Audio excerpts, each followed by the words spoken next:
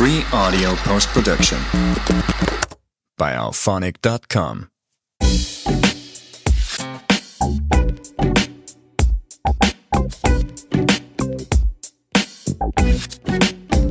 Le 15 août, un jour férié. Une journée de canicule sèche et écrasante. Le genre de journée où beaucoup choisissent de rester au frais, en famille, ou d'aller chercher un peu d'air près d'un lac. Moi, j'ai pris la route. 2 heures de trajet pour rejoindre les copains.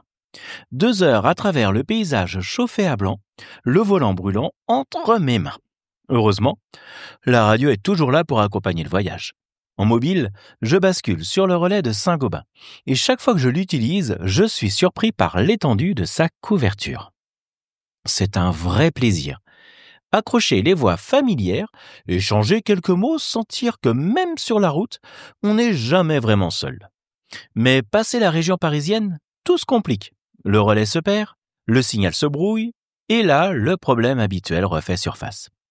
Retrouver les bons relais, avec leurs tonalités différentes, devient un vrai casse-tête. Quand ça roule. On n'a pas le temps de tout chercher et de tout régler. Alors souvent, on se tait. Heureusement, la technologie apporte un petit coup de pouce. Grâce à la fonction vocale de ChatGPT, je peux désormais demander directement quel relais est apporté, quelle fréquence et surtout, quelle tonalité. D'un coup, l'information tombe. Claire, précise, simple, c'est presque magique. De quoi transformer ce qui était une contrainte en un plaisir retrouvé. Après 2 heures de route, j'arrive. Enfin. La célèbre maison des copains, la maison à Provins. Dès que je franchis le portail, l'ambiance est palpable. Une fourmilière. Certains OM sont là déjà depuis la veille. L'objectif est clair. Tout vérifier, tout préparé pour l'expédition de Saint-Pierre-et-Miquelon. Départ prévu dans moins d'1 mois. Impossible de laisser place au hasard. Je rentre. Je me sens presque petit. Moi qui a déjà quelques années de radio derrière moi, je me retrouve à observer des gestes sûrs, précis, efficaces. Ici, pas besoin de donner des ordres. Chacun sait ce qu'il a à faire, tout est rodé. C'est impressionnant. La salle de vie est transformée en un atelier technique. Sur les tables, chaque station est montée entièrement comme si on était déjà sur le terrain. Transceiver, ampli, alimentation, ordinateur, tout est installé, branché, testé. À côté, les caisses de pédis s'alignent. Chacune est ouverte, inspectée, on vérifie le contenu, l'état du matériel, les protections, rien n'est laissé au hasard. Dehors, il y a d'autres OM qui déroulent les câbles, contrôlent les radios, inspectent chaque détail. Ce qui frappe, c'est le professionnalisme chez les radioamateurs. On n'imagine pas quand on est à la maison, quand on lit un simple spot DX sur son ordinateur, tout le travail en amont qui est réalisé. On ne voit pas les heures passées à tester, à organiser, à tout préparer pour que, une fois sur place, rien ne tombe en panne, rien ne manque.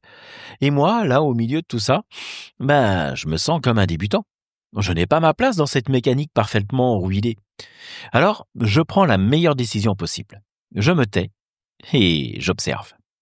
Observer, c'est apprendre. Et ce que j'ai vu là, c'est l'envie de faire de la vraie radio.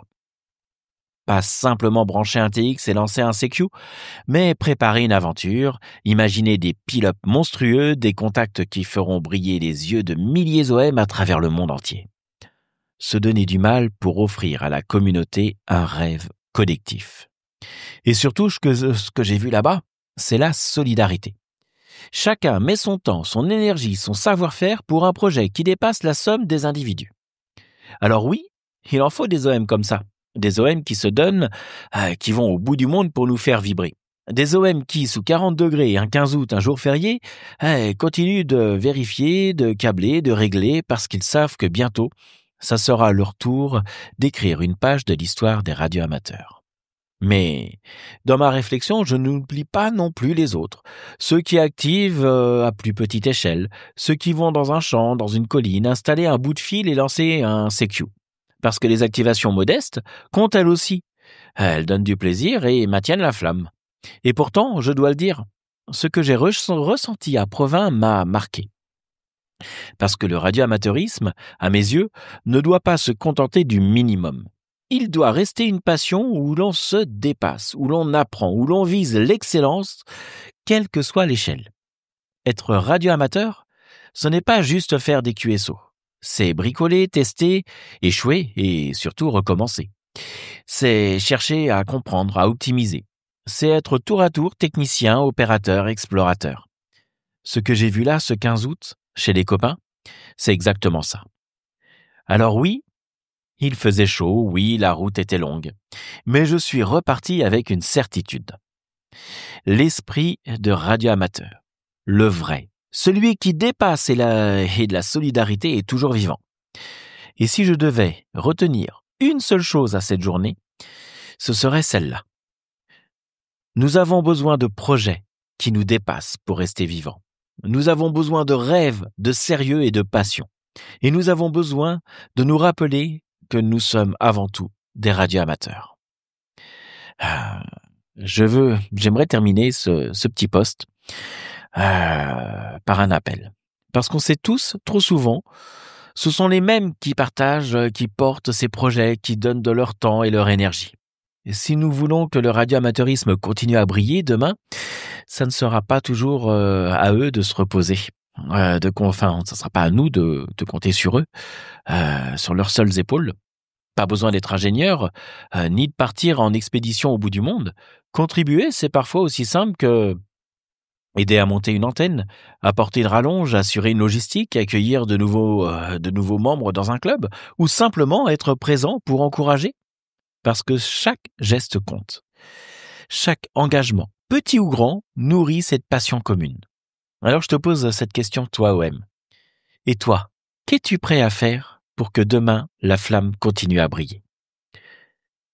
Alors, ce podcast est terminé. Et vous allez vous dire pourquoi j'ai attendu cette date-là, on est samedi 30. Parce que j'ai toujours été super bien accueilli chez les copains, à KOP, à Provins. J'y vais maintenant régulièrement, c'est aussi ma petite maison à moi aussi. Et ce jour-là particulier où j'enregistre, c'est l'anniversaire de Franck, F4 AJQ. Et j'avais envie de réaliser ce podcast-là pour lui souhaiter un super bon anniversaire.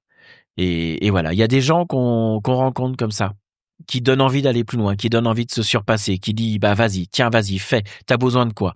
Et Franck et les copains de KOP font partie de ces gens-là. Alors merci les gens, merci les copains, merci de vous surpasser, d'être là toujours pour nous, petits radioamateurs que nous sommes entre guillemets, parce que KOP, c'est pas des grands radioamateurs, c'est juste des gens qui se donnent à fond, qui se donnent les moyens de faire vibrer et de faire vivre notre passion. Alors bravo, continuez et faites de la radio.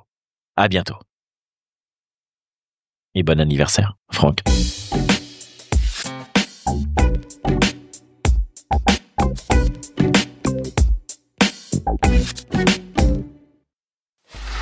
Free audio post-production by alphonic.com.